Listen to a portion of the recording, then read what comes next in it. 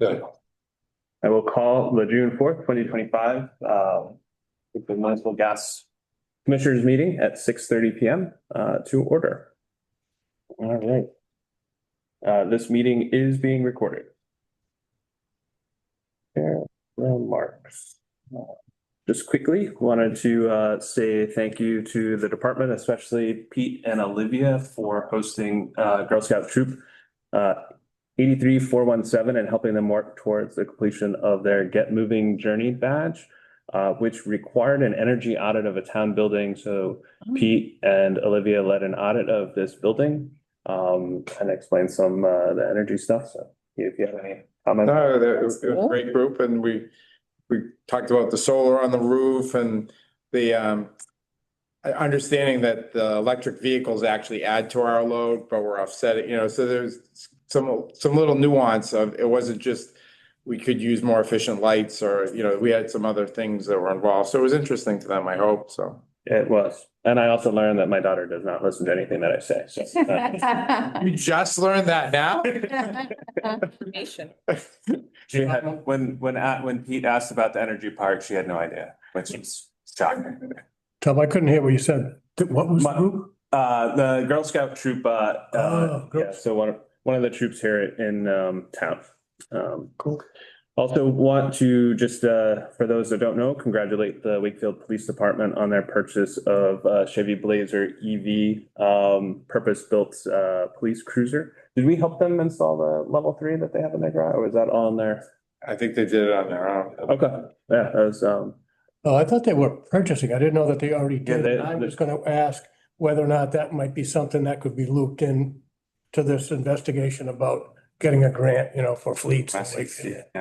Yeah, no, they already have it, and it's they're testing it out on the road today. So right. A police chief did offer if anyone wants to check out the cruiser. They're going to be evaluating its performance and its duties, for at least a year through all the seasons. And then wanted to thank the department for the table and photo tributes to Town Administrator Steve Mayo's retirement celebration. It was a nice ceremony this past weekend. And then finally, we had a pretty informative and fruitful joint meeting with the members of the Wakefield Public Schools, the town, and Highland Electric around opportunities to electrify Wakefield Public School and town buses and a potential EV fleet charging hub in town. I want to thank Commissioner Calais for setting this up and bringing the parties together. And I think you have a few updates on those. That's all I had for the chair's report. Any commissioner reports? Well, I can just build on that. All right. Say that anecdotally, as a outcome of that meeting, I heard that the school department is going to apply for the grant and move forward with it and see what happens. So it sounds like we're putting that together. Did they receive the information that Highland? Did receive the information. Yep. And apparently everything looked good. And this is all anecdotally. I didn't talk to Superintendent Lyons myself, but sounded like it was a positive step forward. So we'll see. Congratulations on bringing that. Yeah, we'll hear if they receive the grant. That's the next step. We don't have the town council liaison. I have been informed that the town council liaison, just for record, is Councillor Doug Butler. Butler. Yes, thank you, Doug Butler. So if anyone needs anything from a town council, Doug is our person. Don't see any members of the public. All right, on to Secretary. Ben, did you want me to do this, or do you want to do it? Oh, good point. Happy to do it. The first minutes that we have up for approval are the May 13th WMGLD board meeting minutes. Are there any additional edits or points of discussion? Yes. Sorry, on page 6, under board reorganization, it says in the middle, both commissioners agreed to accept these positions, but the reality is that a motion was made and we voted on giving these positions. to the commissioner. So I think it should just say, I'm quite sure I made the motion, Commissioner Washoe made a motion to name each of the two as Yeah. the officers. I think Elton seconded, so I'll just record it as Jack motion, Elton seconded, and then your vote was unanimous. That'd be great. Fix that.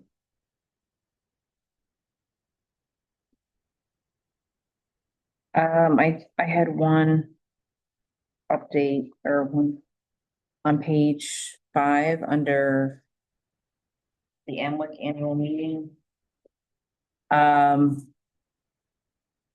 This was, says, first sentence, Commissioner Daly commented about the presentation on integrating the bidirectional EV chargers.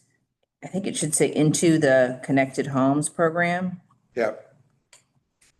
as well as, I guess, some talk on grants from Mass CEC pilot program. Yep.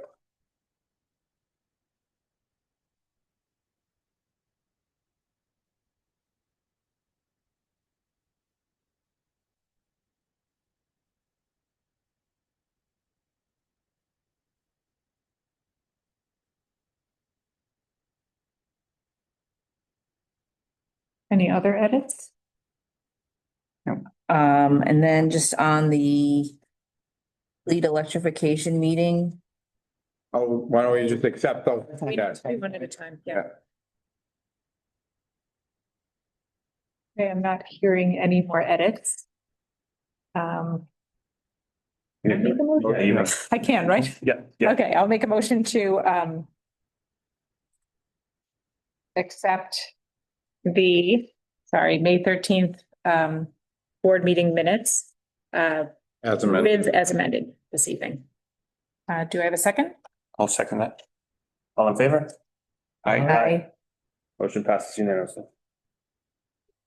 Okay. On to the May 14th V meeting minutes. Sharon, Yes, I just had one edit on page 9. Under meeting background, the last sentence, I think we should just say Commissioner Calais instead of Jen. sorry, where are we? Um, This paragraph? Page 9. First paragraph. First first paragraph. paragraph under meeting background. Oh, okay. I would suggest just changing Jen to Commissioner Calais. And oh, Second to last row. Second to last line, yep. I was like, it starts off with.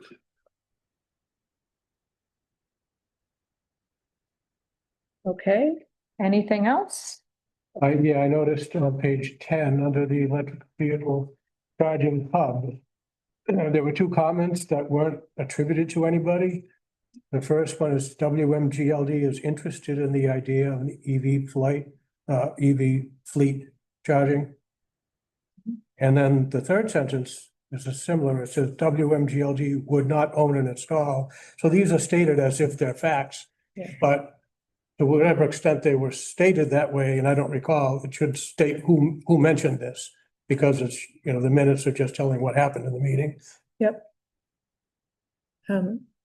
I believe you said those, Pete, but Yeah, probably. I'm the one that wrote up this section of the Oh, okay. minutes. So I believe I heard you say those, but obviously you would need to confirm. Yeah. that. Well, I have the second one. What was the first one, Jack? The first one, where it says WMGLD is interested, so that might say, the general manager indicated that. Yeah. In his opinion, the WMGLD might be interested, or something like that. Yeah. Or could be interested, or whatever. Or indicated interest in.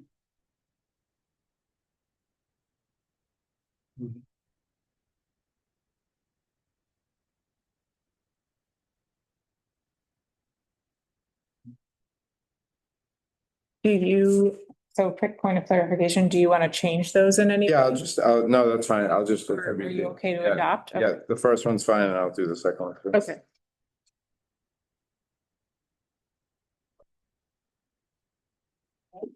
Anything else? Okay, not hearing any other comments. I'll make a motion to adopt the May 14th EV meeting minutes with the amendments discussed this evening. Second. Feature. All in favor? I'll abstain. Aye. Abstain, okay. I wasn't All in. right, Makes sense. motion passes with one abstain. Sylvia, you got that?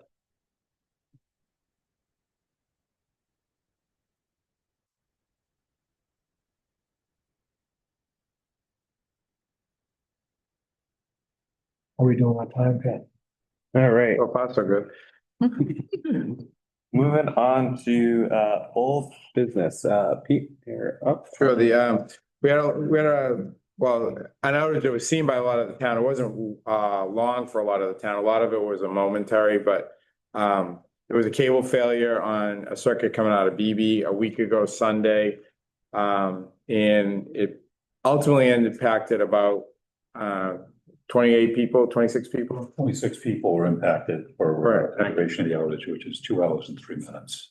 But everybody, it was a fault on an underground feeder section coming out of BB. And the fault was very close to the station. So the entire bus saw at least a momentary, it was a blink everywhere, basically. So we've identified the cable fault and we're in the process of replacing the cable. Everything was isolated and switching was done to isolate first we had to obviously patrol the overhead, make sure we knew where it was, and then isolate it to the underground, and then pick up the circuit on a tie. And so everybody was restored, but it did affect the high school area. Yeah. So it affected Hemlock Road, so. And then there was about 200 customers that the meters saw the outage, the incident, and then they restored right away. And then the customers that were out were 26 customers, and 5 of them were on Hemlock Road. Yeah. And so they, like Pete said, they do a patrol. They make sure that they don't have if they have anything in the overhead, and then we work to isolate and pick up the load in the overhead and isolate the underground, and then just test the cable to make sure that there aren't, we know what the problem is. And the outage was so widespread that there was a lag in some of the meters that went out. It was a lag in them coming back in terms of their reporting. It looked like there was outage for a good part of the day. It took a while for all those meters, because all of them saw the hit. Took a while for them to clear out of the map system. So we're looking at that right now. Jeff's looking at how we can try to improve that refresh rate so the map clears faster. Yeah, I got pinged by a couple people asking about why is there such a large outage, which for the duration, and they were looking at the map and not experiencing it. So that delay. And then also the high school did have a public safety response because of the emergency generator kicking on and kicking up black smoke, which caused concerns, and there was a public safety response to that as well. So they put out a call, and they called all the departments. They called the DPW, they called the facilities for the schools, they called the town electrician, and they called us. And we're used to responding. We have the call, so we had somebody go over this. So I think we were there, the first people to go to meet with the fire department and assist them. And then the facilities department for the school showed up, along with the vendor, Milton Caterpillar. Their vendor for their generator showed up, so they took over from there. But they didn't call us specifically. They basically tried everybody to try to get someone over there to help them, because to your point, they had some smoke in the building, and they were laying their hoses, and they just wanted to have the generator stop so they didn't have to worry about it. Right. And we helped them with that. Right. How long was the momentary? The momentary. Well, it was 2 hit, Yeah. Okay. 2 open and reclosing, On It those. was like, and it was a fault that was very close to the station, so the whole bus saw it. it wasn't long. So less than a Yeah, less than a minute. minute. Oh, yeah. Yeah. Okay. I know I wasn't here that weekend, but coming back home on Monday, my computer was shut off, and I was wondering why, Wow. because I didn't see anything Yeah. else. But Yeah. Yeah, It was because of that, yeah. It was very, very brief. Like, we didn't have to do any switching to pick up any other customers, only the customers on the circuit. Yeah, it was effective. So, It was very brief, like, I saw it, I was home and it was super, I mean, it was instantaneous, like, I only knew because there was a blip of, I don't even think the lights blinked, but Yeah. a few clocks and things reset. Well, makes sense. it was one section away from the substation. Yeah, So high voltage. Yeah, right, exactly. Second voltage. How were you, how did you hear about the black smoke and the generator? kicking on? So there was, posts on the community group, but a, school committee, member Reach out to you? To me to ask what was going on and reported that because of the outage, that there was an incident at the high school due to that, so.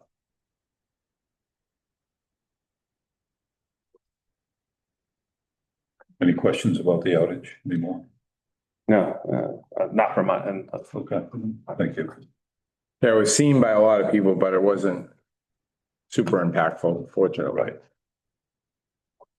There was something yesterday on Facebook about an outage. I think it was maybe in Greenwood, but a number of people were talking about it apparently. I didn't know. Yeah, I was hoping we could talk about that, actually. Go ahead. I was waiting for I wanted to chat about Apparently that. there was a outage Sunday morning, Mhm. 6:30 in the morning, something like that. Yeah, it was 6:49, the outage occurred and everyone was restored at 7:57. There was a significant number of customers affected by that. There was 869 customers that were part of that outage. So that outage was an hour and 7 minutes long. It was caused by a squirrel. A squirrel was the other cause of it. It was right outside the recloser, two sections from the recloser, right outside Woodfield Ave. So when we got there were phase wires down and burning in the street, and we had to work to isolate that. So we addressed that, and then we started switching to pick up the load. And then after the load was picked up, all the customers were picked up. Then they made some repairs.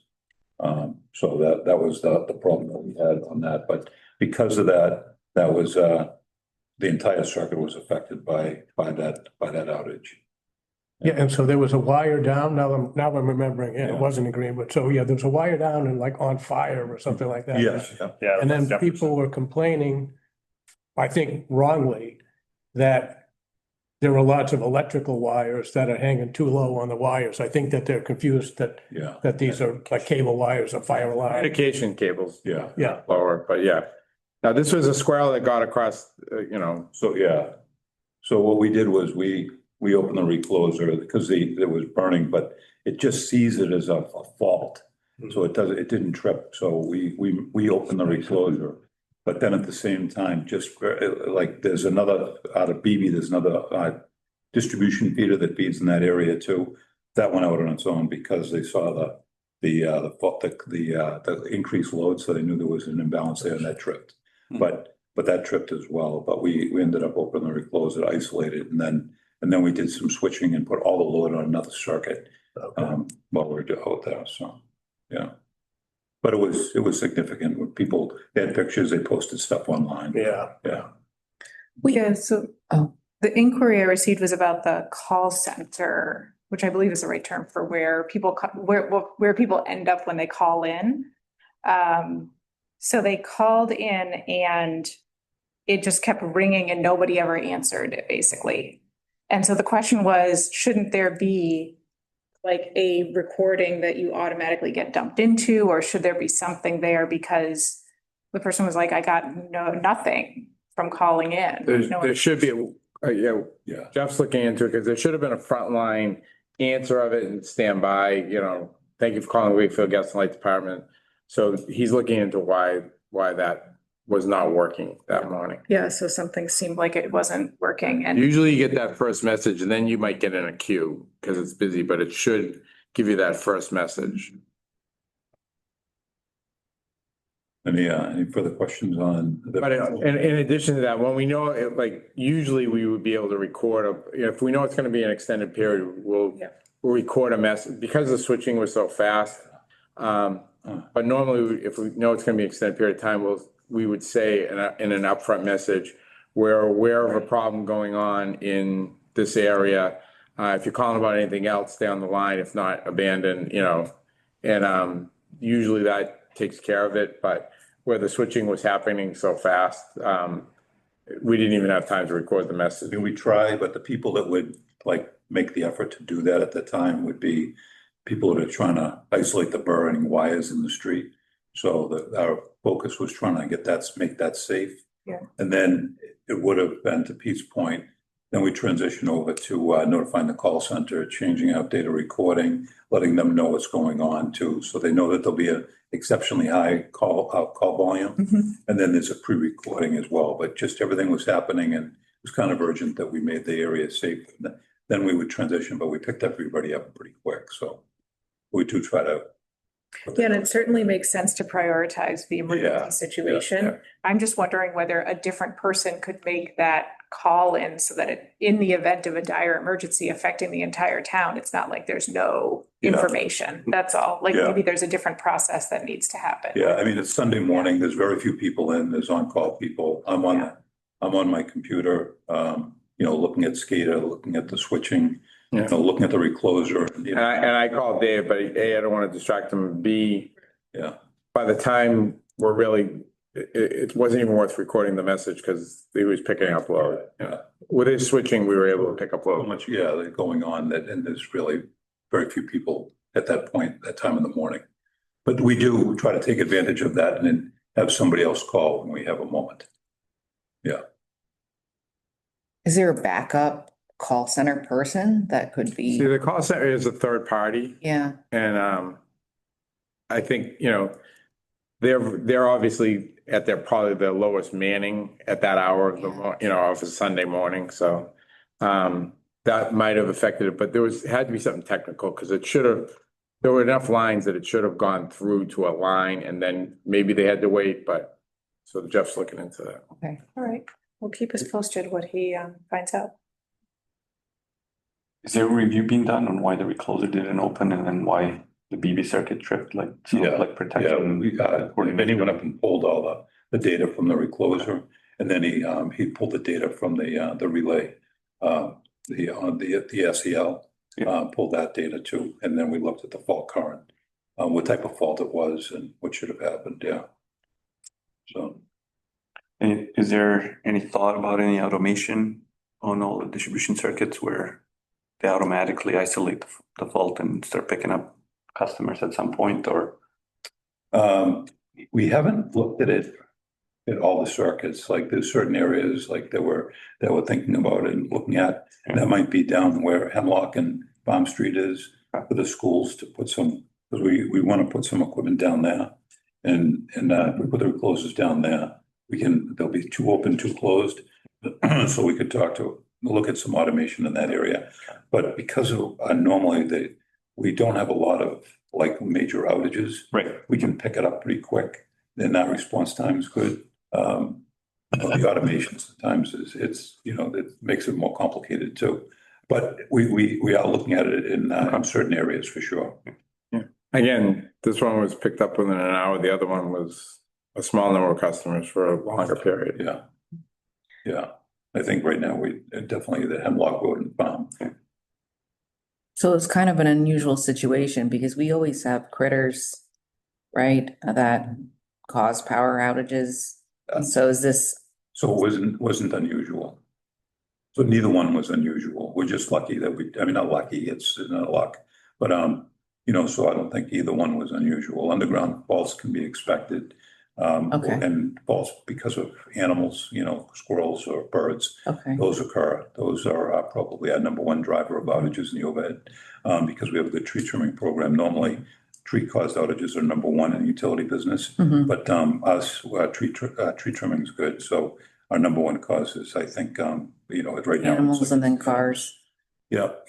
So- The bigger issue is the Facebook page is Yeah. much more active and much. Ending. One side about underground. So the underground, when you have a problem, usually the restoration time on underground faults is more time consuming than overhead. So, but underground faults are to be expected. And, we have programs for, underground cable replacement or or undergone upgrades. So we try to take a look at that. So, yeah. Yeah, I mean, last year we had another one, where I told you earlier in the year, we replaced a large section of a feeder out of BB to Wakefield Ave. Because we had another cable fault then, so. The Facebook page is probably active because of people, all of us, getting spoiled from the reliability and It's not, the minute interruption. Extremely, yeah. So, That's unusual. Just for the record. it's an unusual event. Yeah. And Some people experience a number of them in a short period of time. And we won't talk about that. I do think it's better if people can depend on calling WMGLD instead of looking at the Facebook page for information. Yeah. So I do hope we can get our systems working so that the right information is getting out to the public through our channels. Yeah. That we have control over, Yeah. Yeah. because that would be the best source, I think, for people. Yeah. Just, even though you do that, people look at Facebook. Of course. Yeah. Facebook is, I think, the number one. Yeah. And we honestly try very hard to update Facebook. I've posted it myself on outages. I know Jeff's done it, so we're very active on updating when we have outages. This particular outage that we had that affected 800 involved phases that were burning in the street that are a public safety hazard. So this was exceptional and that consumed our focus. So I don't want anyone to think that we don't update and don't try to notify. The issue though we do have is that, the call center should also have staff, so they should be able to call, to answer their calls and their concerns. And they might not be able to update them other than we have a known outage. Right. They might not be able to provide the detail that those customers want, but they won't be as frustrated because they get a hold of somebody. Right. But we try very hard and during off hours with minimal staffing to make sure we make some effort to publicize what the outage is and where it is roughly, and that we have crews there and when power will be restored. So we're cognizant of the social media importance along with our own. Yeah. Yeah. Makes sense. Okay. Any other comments? I agree with that. I mean, as a customer base, we're very spoiled. And so Yeah. therefore that the expectations get higher. Those two things were an average Tuesday morning in Boston, Yeah. together, and probably 6 more at the same time. So we don't experience stuff like that a lot, so. And I didn't experience the outage, but I can tell you, I dislike the outage as much as the people that experience it. Yeah. Trust me, me too. thank you. Every time I talk to Dave on a Sunday morning, it's not a good Sunday. He called me. We've been talking a lot on Sunday mornings. Hi, I said, what is it? Yeah, so he had something that we're experiencing, so. Yeah. So in the past 2 Sundays, Dave and I have talked a lot. Yeah, Well, thank you for your Yeah. efforts there and explanations. it's a team approach. Everybody is really aware of the importance of getting the customers back on. So, the linemen, the substation, everybody's very focused when an outage occurs. So it's definitely a team or group effort by the company to get the lights on as quickly as possible. Okay, thank you. Any other on this topic? All right, moving on to project updates, Energy Park. Yep, so the battery has been undergoing testing. They're gonna try to run in a test mode tomorrow, right, for the Yep. week. It hasn't been fully accepted yet, but I was on the phone yesterday with Light Shift and they've asked if they wanna run tomorrow, we want them to run, but we haven't completed full acceptance testing yet, but it's in both our best interests if there is a peak tomorrow and they hit it, that's gonna help us both, so. But we're at that point where it's June 5th and this battery is running, which is. We were testing at 5 megawatts today. So Yeah. 5 megawatt charge and discharge today for extended period of time for discharging and, moving back and forth. So things are operating fine. The project's going well. Yep. And it's, Light Shift and their subcontractors have been great to work with. And I don't know if you've had a chance to drive by this. We do need to set up a time. I think the question we had of this group is, it's constantly moving. So when do you want to see it? Right now, the next big phase, we finished the back wall. I sent out some pictures. Next big phase is we're going to be excavating for the pad for the generator and the radiator. And that'll be poured within the next 4 to 6 Yeah. weeks. Yeah, So do you want to see it before that, during that, after that?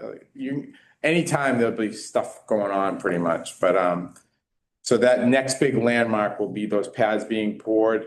And then after the pads are poured, we're expecting the generator in the fall. So that the generator and the radiator will be coming in the falls. yeah, all the foundation and site work should be completed by the end of July.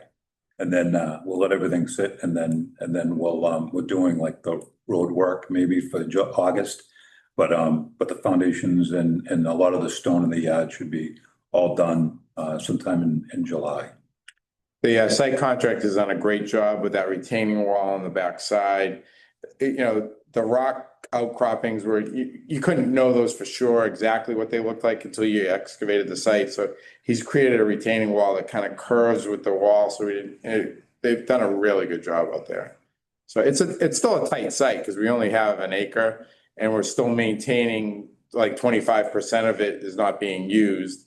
So we're maximizing the use of the space, so.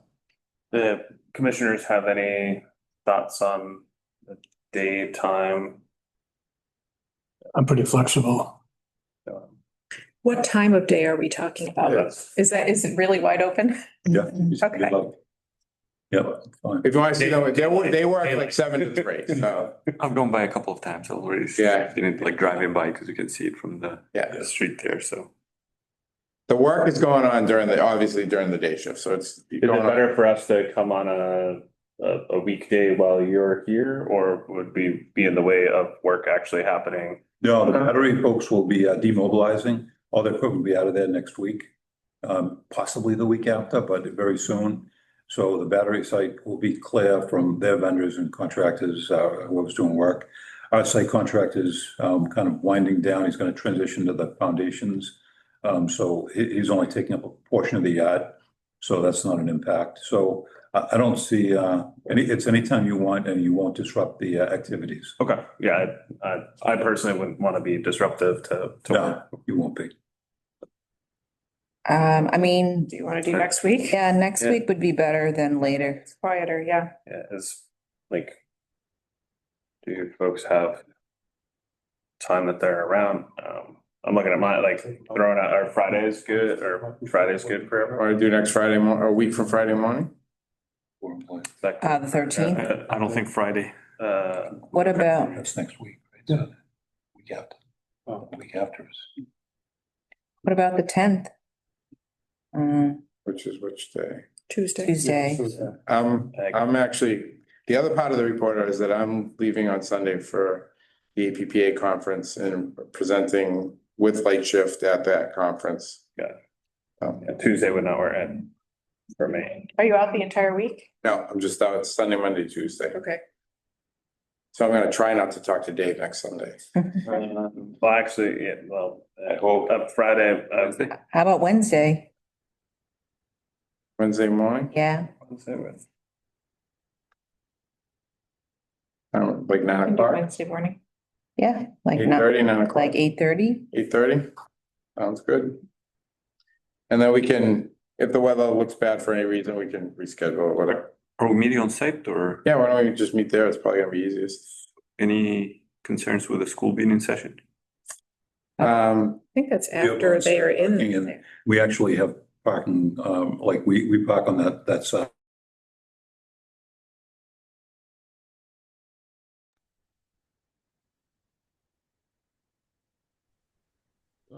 We lost the conference room. I don't know if you guys can hear that, but We can hear you. We can hear you. Okay. Yeah, they'll shut down. It happens, yeah. Low. You gotta adjust that camera again, Dave. 8:30 is after they start school, right? Yeah, they start earlier. Woodville, Woodville will be coming You in, wanna but say 9? 9 is probably. 9 o'clock. Paper Good bed. point. There's a lot going or is on that, all right? to the construction vehicles and everything. Yeah, There's always a lot going on. It's insane every morning. yeah. Does it take you like 15 minutes to get out Well, no, of your I think street? drop my youngest at Woodville, it's probably a 15-minute endeavor. Unless we walk and it's quick. So it's 9 AM on the 11th. Yep.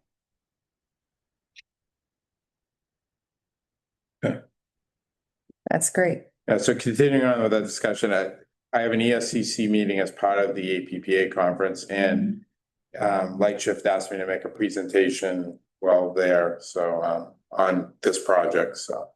Great.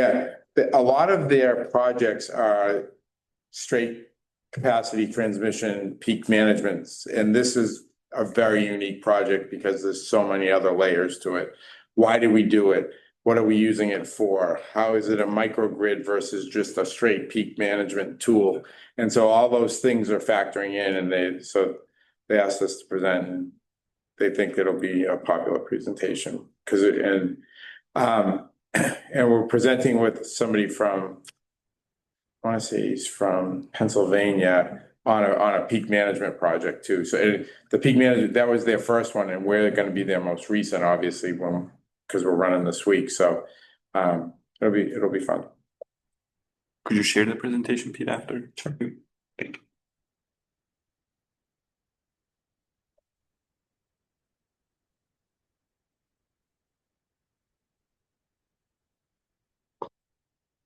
All right.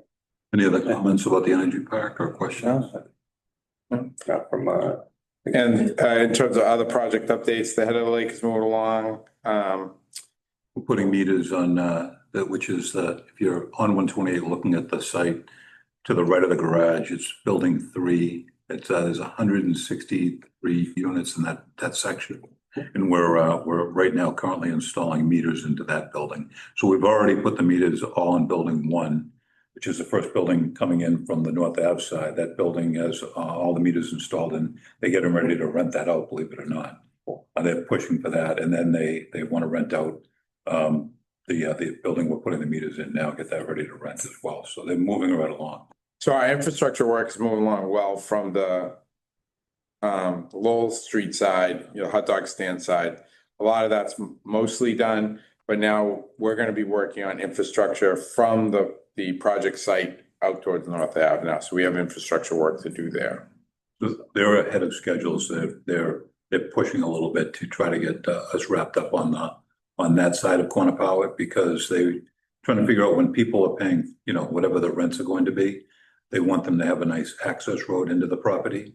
But as we all know, the area is under construction, so we have work to do. They're trying to figure out how to get them in, and we've had meetings about coordinating, because we're actually, the remaining work we have are on the perimeter of both ends of the project, and we're trying to finish that up, and we're trying to get it done, and they want us to get it done, but they also want a nice driveway for folks. Okay. So, just a kind of a commentary on, there's going to be an influx, fairly large population starting to come into that area, and it might be nice if we have some sort of I'll use the word pamphlet, it could be electronic, not necessarily printed material, but of introduction of us as the utility, service offerings, our webpage, the basic information and stuff like our green rate, potentially even though we have a wait list, signing up for the wait list for the community solar, and just kind of welcome to town, we're your utility, here's the things that we offer, and see that as a potential opportunity for a fairly large, it's a large project, so there's going to be a fairly large, and we can use that in other places as well. Yeah, just kind of be done in phases. So as they have a building ready, they rent it out, we can do something for sure. Liv's taking notes. We'll put together a package. Yeah. You already have something that you send to all new customers anyways, right? Yeah, so maybe just as, Because the DPU has a requirement that you send them to explain to them what rate they're on and why they're on it. We'll put together, maybe they can put it at the rental office over there too. So, yeah. It's a good idea. Yeah.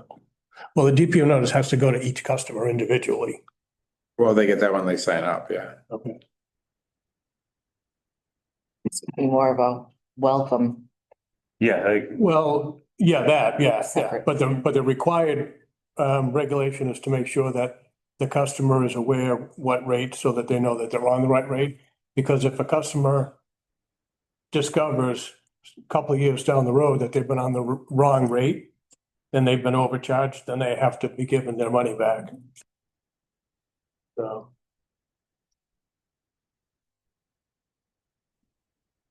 Any other comments on project update? I just had a question. It's not really related to projects, but it is related to our meter changeouts. The meter inspections, sorry, meter inspections. Yes. Page, page 25. So it said that 99% of the electric meters were inspected. But like 20% had missing or cut seals. I was just wondering, is that unusual or?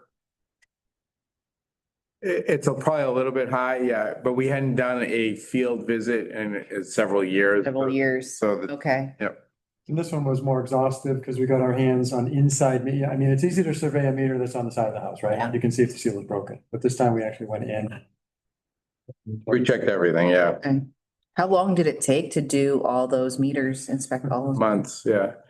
Well, so we used to have, I mean, in the old days, we had hands on every meter every month because we did manual Right, reading. right. And since then, since we retired that system, we've only done this a few times, but you find stuff. We actually only found one theft of power, and it was relatively small. So considering how many meters we Yeah. touched, I would have figured we would have found more. Mhm. Well, where was this? Because it says list has been provided to building department. Yeah. What does that mean? So when people pull the meter, we want to let them know that most likely they should have pulled a permit.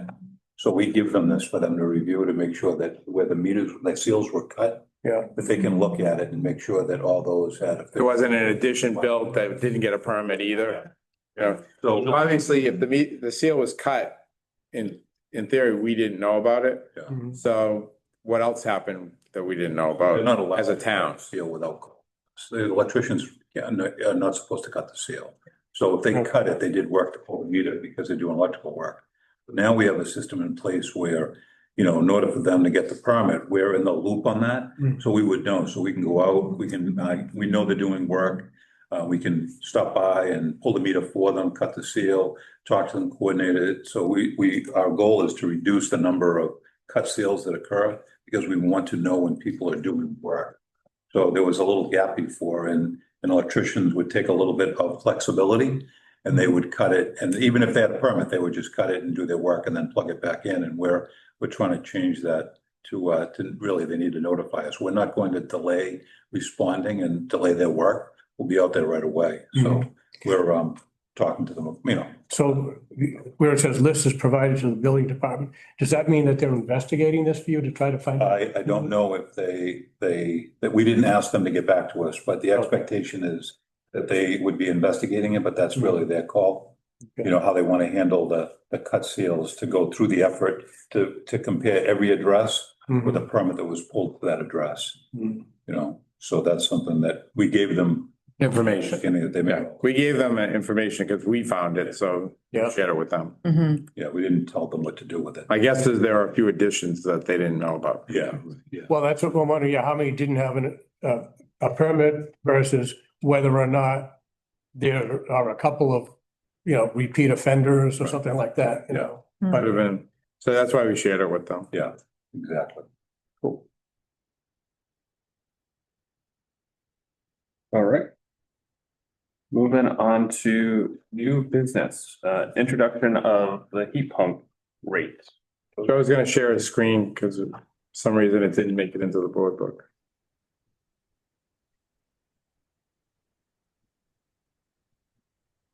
All right. Can everyone see this?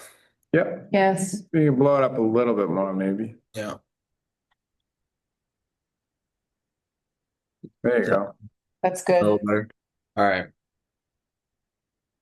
So yeah, so just put together, it's a preliminary discussion on creating a heat pump rate. So I started off by investigating some of the current examples that exist. There's not too many out there currently, but one of the big ones that people may have heard about is the Unitil heat pump rate. Beginning on March 1st of this year, customers can apply for this optional rate. It's for whole home or partial home heating. They have to commit to at least 1 year on the rate. Not really sure why they would not want to be on the rate, but because there's no negative impact. But so the impact is the distribution charge is lowered from about 9.5 cents to about 3.5 cents from November 1st to April 30th. And then the other charges just remain the same. Um, so that's one example that exists right now. There isn't, I couldn't see more information about how many customers have signed up for this rate yet. It's still relatively early. Um, but that's something I think that I can monitor to see how much information they give out about that. Um, National Grid was actually ordered by Massachusetts regulators to come up with something that's similar, a lower winter rate for customers with heat pumps.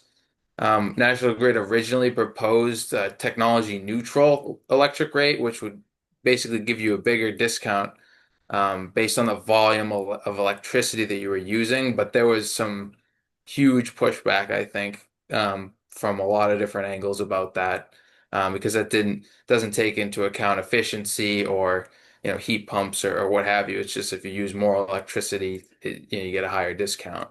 So they're going to try to create a rate that's similar to Unitil, and I think EverSource is in a similar boat to National Grid, where they're coming up with something that's comparable to the Unitil rate. So this was another example within New England, which is a Central Maine Power. So it's a pilot program, and this isn't really that similar to the other rates that are coming through in Massachusetts because it's almost like a shifting of costs. So the delivery charge is lowered, from 12 cents to about 1 cent for that same period as the Unitil rate, the heating season. But it's then increased by basically the same amount that it's decreased um, for starting on May 1st. So it kind of just shifts the costs away from the heating season to the cooling season. Um, I'm not sure exactly in what situation that people would benefit from this. I mean, maybe if there's people who have a winter vacation home in Maine, maybe that's kind of the niche market, at least for those 5,000 people. But I guess that's what I could see as being, it might be beneficial for someone who just goes up there in the wintertime. Um, so with those kind of things in mind, we were looking at creating our own heat pump rate. I think the November 1st to April 30th, it seems pretty standard. We're recommending similar to the other rates, discounting the distribution charge. And so the preliminary analysis, we looked at two buildings in Wakefield. They're both similar apartment buildings in size. One of them's a newer building that was required to put heat pumps in. Another one is a gas heated apartment. That's also, I don't believe, is too old either. And so what we found there was the average customer was paying about $38 more on average per month during that 6 month the heating season.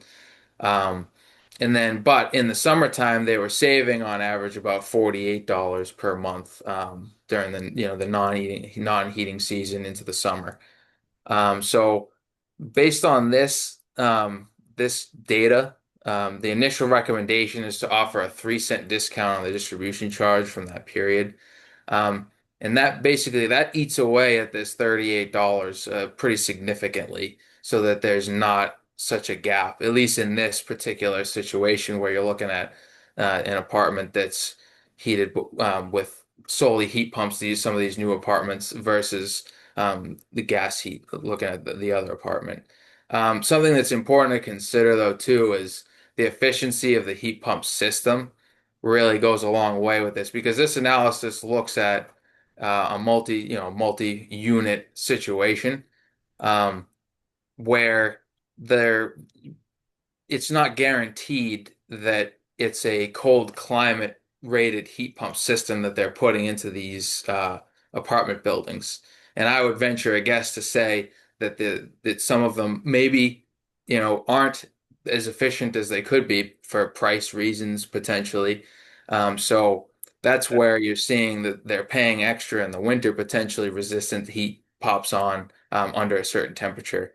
But I think that's where the reason that, so the discount is 3 cents, I think is a pretty fair number because I think it tries to account for a residential, a single home situation, and also benefiting significantly the multi-unit situation as well. But I think looking into the single home a little bit more is one of my next steps to see. What's tough is because we started the heat pump program recently, is the replacing fossil fuel. We know like those handful of people who have shifted off of fossil fuel were able to kind of see their differences. But it's since it's recent, it's harder to find that data to see, okay, are they paying more during the winter? I would think they might not be, or they're more closer to breaking even because they have the cold climate heat pumps because that's something to get the rebate, they have to be on that list. So that's kind of the initial discussion, I think. And I think our thinking was that we would only offer this to single family homes if they were to completely remove fossil fuel. Yep. Yeah, no partial on that. Yeah. So, Joe, can you explain the $38 difference there? So is that $38 a month difference and then the $48 a month difference? Is that based on the combined gas and electric bill for the gas heated homes compared to the electric bill? yes. Yep, it's a total bill comparison. Um, So So, they yeah. took a two-bedroom apartment it's actually the one where Tono's is. Took a two-bedroom apartment there that's heated by gas and compared the similar size units, which are still relatively new, and compared them to up on I think it was 175, Yeah. 175 North Ave. Caroline? Tarrant Lane, yeah.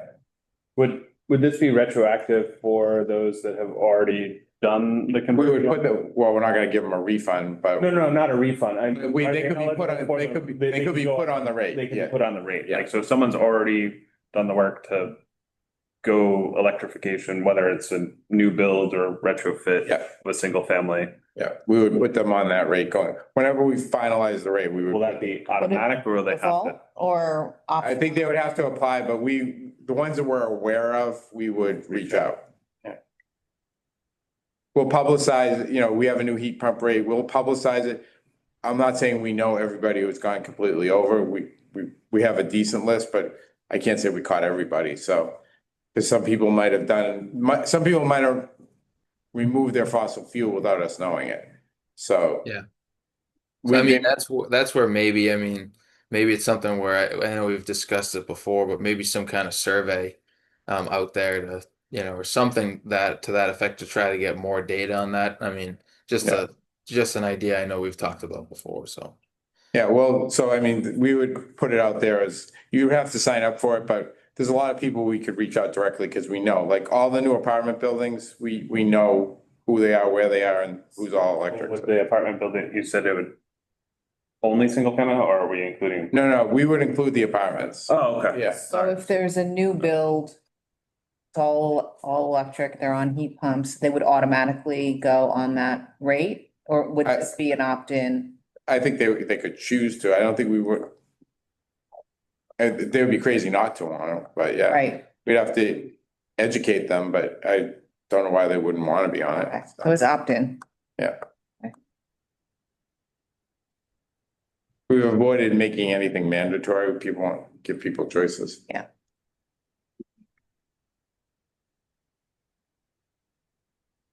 So this was our original thinking. The whole idea tonight was just to get some thoughts on, the design is very similar to what's being deployed. I think one of the challenges is making sure that it's as cost beneficial as possible to switch over.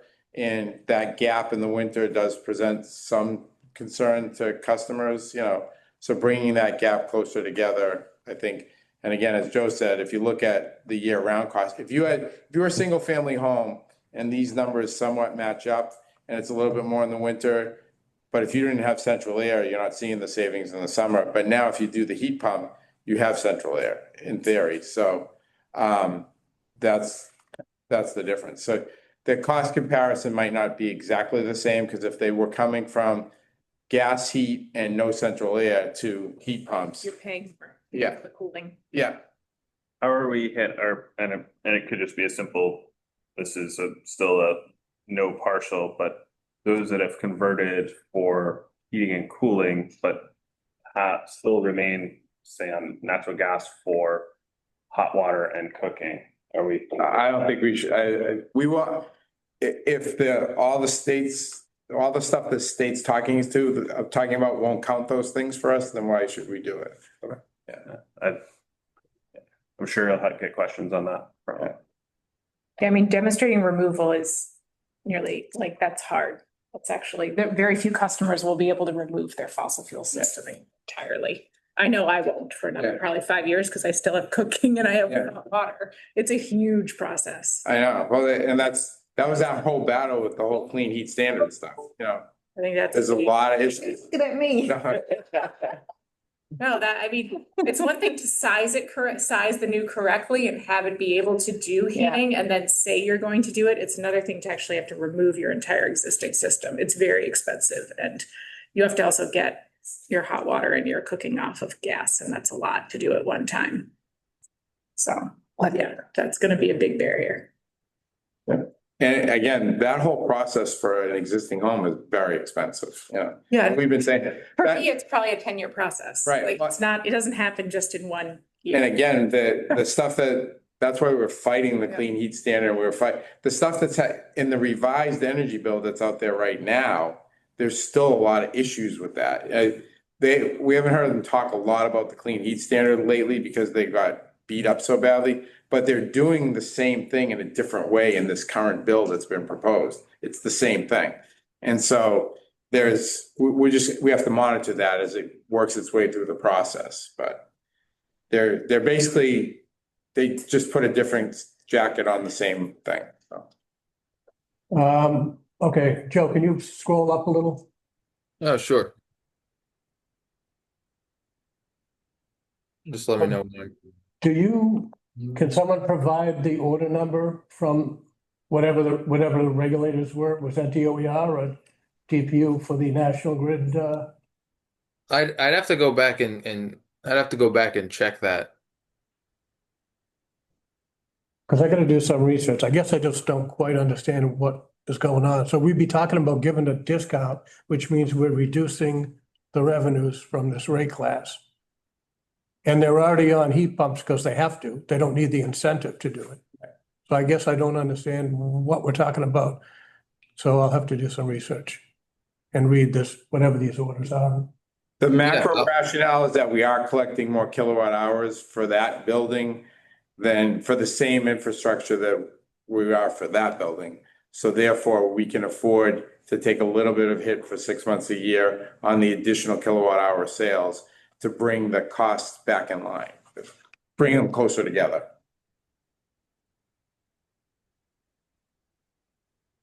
Right, because if you sell more kilowatts through the same service cable that feeds the building, right? Yeah, but It's just it's math. right, but they're also using more, so that's why they're paying more. And they're not using gas.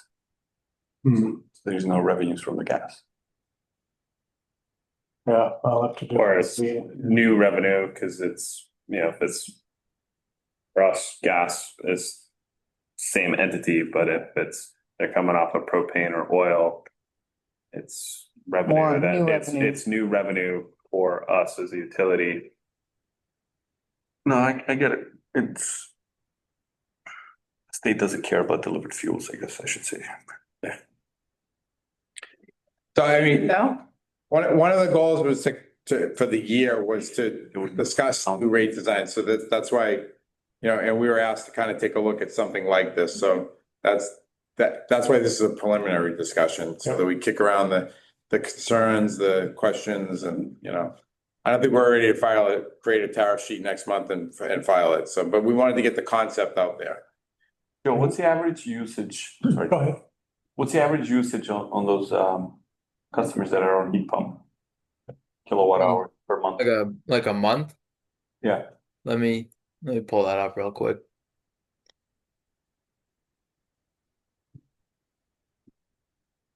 You mean in the winter? So you're talking about kilowatt hour usage for Tarrant Lane? Is that, Yeah, on average. yeah, or Liv, I know you looked at some of those. Do you remember? Not off the top of my head. I might have it on my computer though, so I can take a. That's fine. I mean, we're gonna be talking about this again. So- Yeah. Yeah, from a first look, if looking at the whole year, I think it's like it looks like about 640.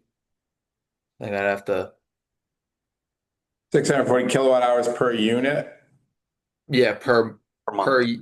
yeah, exactly. Per unit per month. Yeah. And On average throughout the year. Sounds you know, low. because some of the Multifamily.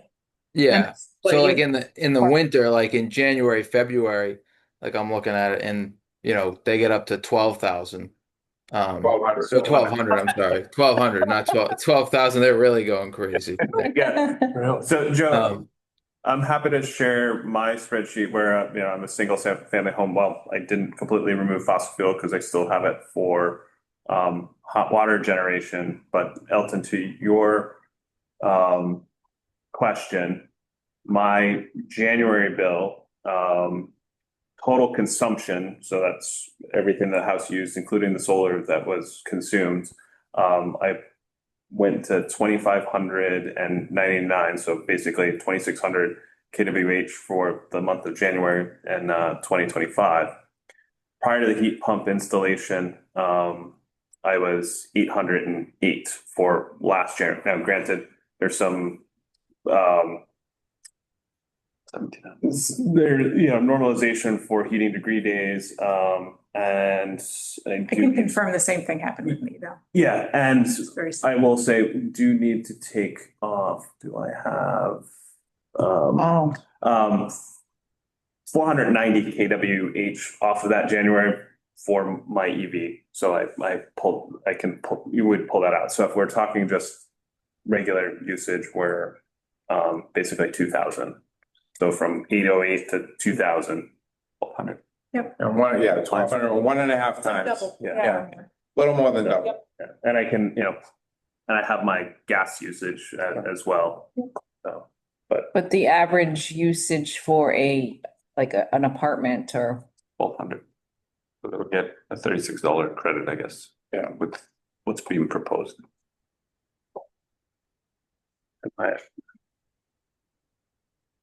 and just for comparison, my January CCF for 2025 was 19 and was 78 and I'm sorry, no, that's 23. Yeah, no, sorry, 78. Yeah. So 2/3, a little more than 2. change. So where do you stand in terms of developing this proposal further? Well, I think the whole idea was, what do you guys want to see it, we're bringing it up, I mean, obviously this winter we heard from those customers up the hill, that, wow, my bill is really high, but again, they're not realizing, and it takes education, but they moved into an apartment that was completely heated and cooled by a heat pump. And they may have come from a place where heat was included. Right. Or, whatever. So the model's different. So part of it's education, but we also know that it probably was about $38 a month more expensive than if they have a friend living down here, so. In a similar 2-bedroom apartment there and there, they paid probably $40 more a month, so. Yeah, but then they pay less in the winter, the summer. Right, exactly. Yeah. All right, well, I gotta digest this. I'll do some research on my own. Yep. That's, the whole idea was get the concept out there tonight and just, because it's usually with this type of stuff, it takes multiple iterations, so. I can look into what docket it is for National Grid, but for the Unitel, their rate case, which is Oh, made to 150, if I'm not mistaken. okay. Yeah, we get a copy of that sheet? Yep. And then, any other questions on that? In the board book, we forgot to mention it earlier. We finalized the audit from last year with the one number we were missing. We included in there. Mark, can you remember what page it was on? The pension number, page 9, pension liability. So that was the one item that was left open, the auditors, when they made the presentation in November, the audit was done, except for the pension number. The pension number is actually reported by the Wakefield Retirement Board, and their audit is done on their time frame, not ours. So they just completed it a couple weeks ago. And so if you look, on page 9, what we were carrying, so you've got it, the 24 and the 23, 2024 and 23 columns kind of lined up there, and the net pension liability was 9.6 million in 23, and about halfway down the page, so in 2023 was not, so we were carrying in the original presentation, we were carrying that number in November, because we had no number to carry, and the actual number came in at 8.1, and that's pension fluctuations on like that level of any level of magnitude on that are primarily market driven, because if you think of the retirement board, what is it? It's a ball of cash or a ball of investments that are invested in the market, and due to market fluctuations, the market can have a good year, a bad year, or something in between. And when the net pension liability decreases, it means that their ball of investments have increased in value, which for our purposes is a problem. So this basically brings to conclusion the audit from last year. So we're just bringing it to you. And again, that one number was the only number left. Yeah.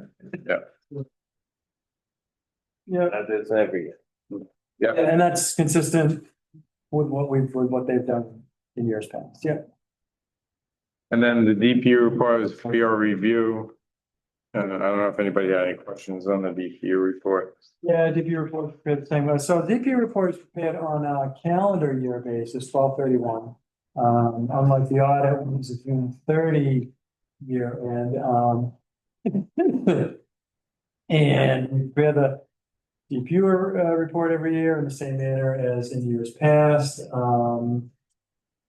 Nothing really overwhelming on it. It's just a bunch of numbers on a piece of paper that talk about the financial. I tell Mark that every day. Yeah. A bunch of numbers on a piece of paper. So unlike the financial statements, in the DPU report, there is a set of financial statements as well as an income statement, there's profit and loss and all that. Again, it's prepared on a calendar year basis, not fiscal year basis like the financial statements. In addition to that, it's prepared on what's called a regulatory basis, which is the basis of the format that the DPU likes. This is the audit format is for general accepted accounting purposes. This is the DPU world. They like to see it in this format. And the reason they like to see it in this format is for comparability across, individual municipal systems, boom, boom, boom, they can compare as well as use. Everybody is on the same, in Massachusetts is on the same playing field, and they have to complete this. But in addition to financial information, like I was talking about, balance sheet, plant information, there's also statistical information that's included in the DPU report, like number of meters that we have on the system for both gas and electric, length. Miles of main, yeah. Yeah, main, gas mains, things like KWH sold, CCS of gas sold, the revenues of which, so, like I said, a bunch of numbers on a piece of paper. Are we signing this today or? Yeah, so if we. If there's no questions. File it. Elton had a question. Yeah. Go ahead. No, I noticed, I think we flipped to the last page. I know it doesn't have numbers. It's the electric vehicle time of use rate that we developed in 23. Still lists 10 chases as commissioners. So this is, right, filed by, right? Yeah, filed or issued and an effective date. So was he a commissioner in 2023? No. 21. Huh. Yeah. Sharon, right? Well, I joined in July. Should be Elton. Didn't you take Phil's place, Al? No, he took Ken's. I took Phil's, but I joined July. an easy fix, but yeah. Yeah, I mean, just So after, as I was Filed? reviewing it. Yeah. like, wait, Yeah. Okay. Just that one? Just that one, yeah, the rest of them, I mean, they predated. This was the only Joining the new, board. this was the only new. Right, the because I only new looked at one. all the other dates and they seem Yeah. correct. Huh. Do we file I had it, a- or is it just on this? Huh? Is the DPU rate the energy conservation chart? Oh, this is the, did we Yeah. file this with the DPU with the wrong name? So- Or is it just in this report that it's wrong? I think it might be on the report because I remember signing off on it. Okay. For the DPU filing of the rate itself. Yeah. That's an easy fix. And we just, I don't know why the DPU asks for, every rate that we have on file. And they don't, other than this one, like, they don't change from year to year to year. I just put, you know what I mean? That's just an attachment, so. They just want to know if we have it, and they want to know if we have any new rates as well, but this year we had none. Did you have a question, Sharon? it's actually related to the financial statements, but just out of curiosity, Yeah. on page 6, Yep.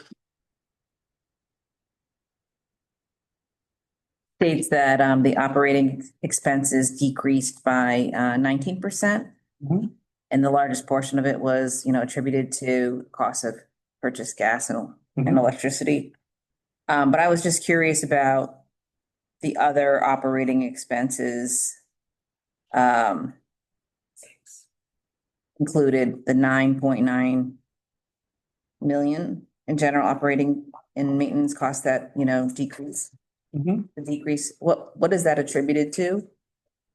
I don't know if you know this, but I was just curious. Other operating expenses include 9% general operating maintenance costs and 9.7 depreciation expense. Is that what you're referring to? Yeah. Other operating expenses included 9.9 million general operating and maintenance costs. Because generally Yep. speaking, it's It's great news that we can Yep. lower our operating Yep. expenses. It's everything other than basically the fuel costs. It's my Right. salaries, Pete's salary, like the cost of screws, Right. and screws. It's everything other than, the commodity costs is the general operating.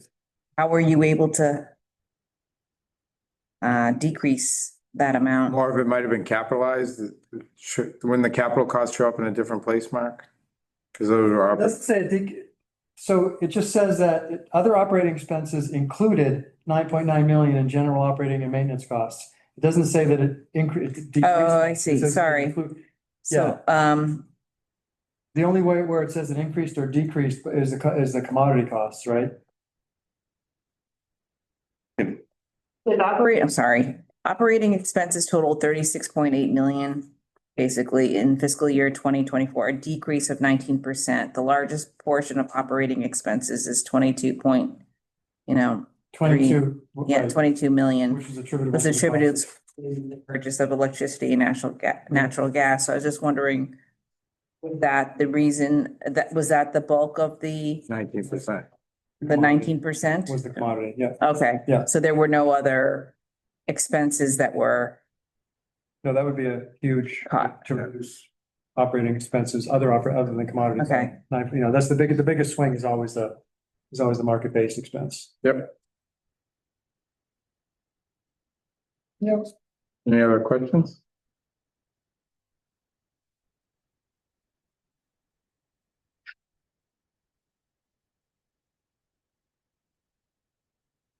The one thing that Jack had mentioned last year when I sent the DPU report, the signature was that I had the makeup of, say, today's board signing it, but it actually should be the makeup of the board. Sharon was the chair when this information is as of 12/31. You know what I mean? So you had mentioned that last year, so. That's who's the chair on this, on the signature page. I don't remember that from last year, but So I think do we need a motion to accept? Oh, yeah, you need a motion before you sign, that's right. Motion to to me that if we're signing it today and it says chair, it should be today's chair, right? or filing the 2024 report. verifying the information for the year 2024, though. So, Yeah, but like what if But it's Like, what if you were no longer on the board? Then you wouldn't be able to sign as chair because you're not even a part of the board anymore. True.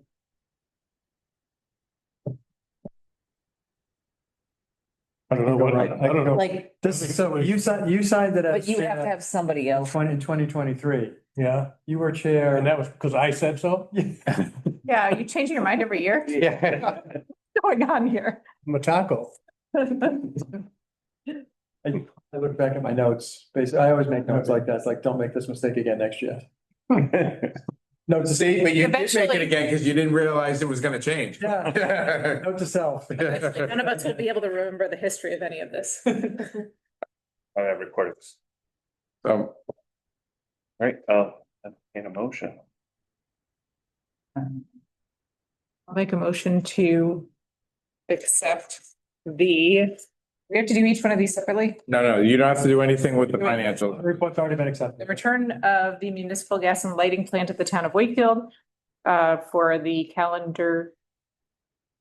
Sorry, for the fiscal year 2024. Calendar. 2024, Got a 50-50 shot. I know. as amended this Yeah, as amended. I'll second the motion. All in favor? Aye. All right, now he'll pass around 3 sign-in sheets, so we have. All Yeah, right, well, that is, going this way. Regular session. yeah. All right, that will be the end of the regular session. Is there any other matters that anyone would like to bring up with this? We will- Yeah, Yeah, you signed it, you signed by your name. We will, next on the agenda is to enter into executive session for collective bargaining for both associations. Anticipate a vote during that.